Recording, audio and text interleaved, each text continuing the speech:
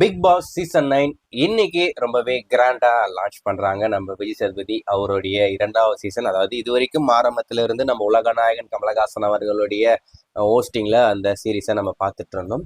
அதுக்கடுத்து ஒரு சீசனை மட்டும் நம்ம எஸ்டிஆர் பண்ணாப்ல. அதுக்கடுத்து எனக்கு நம்ம கமலஹாசனுக்கு இது செட் ஆகாது அப்படின்னு சொல்லிட்டு அவர் வெளியே போயிட்டாரு. அதுக்கடுத்து போன சீசனை விஜய் சேதுபதி அவர்கள் எந்த அளவுக்கு மொக்கையா பண்ண முடியுமோ அந்த அளவுக்கு மொக்கையா பண்ணிட்டு இருந்தாப்ல.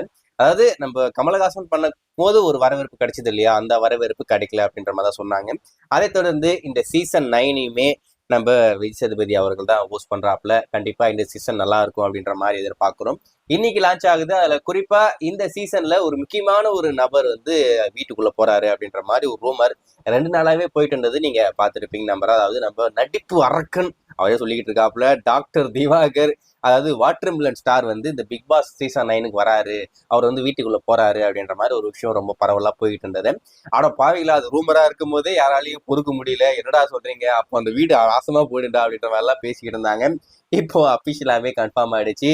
ஃபர்ஸ்ட் கண்டஸ்டண்டா நம்ம doctor Divakar, watermelon star, நடிப்பு அரக்கன் அவர் வந்து வீட்டுக்குள்ள போயிட்டாப்ல.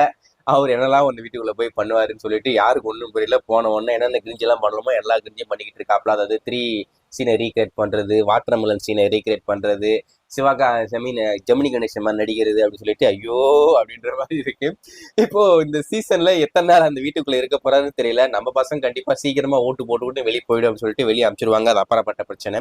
ஆனா இப்போதைக்கு டாக்டர் திவாகர் போன சீசன்லயே வரப்போறாரு அப்படின்ற மாதிரி ரூமர் போச்சு. ஆனா இப்போ சீசன் 9ல அபிஷியலாவே உள்ள போயிருக்காப்ல. நம்ம அவரை கலாய்க்கலாம் ஒரு பக்கம் இருக்கலாம், ஆனா அவருடைய வளர்ச்சி அப்படின்றது ரொம்ப நல்லா இருக்கு. ஸோ இந்த சீசன்ல அவர் வெற்றி பெற்றாருன்னா ஒரு நார்மலான ஒரு பர்சன் மிகப்பெரிய இடத்துக்கு போய் சேருவாரு. ஸோ வாழ்த்துக்கள். கண்டிப்பா நீங்க அந்த சீசன் நல்லா யூஸ் பண்ணி, இந்த வாய்ப்பு நல்லா யூஸ் பண்ணி ஒரு பெரிய இடத்துக்கு போகணும் அப்படின்னு சொல்லிட்டு நான் ஆண்டவனை வேண்டிக்கிறேன்.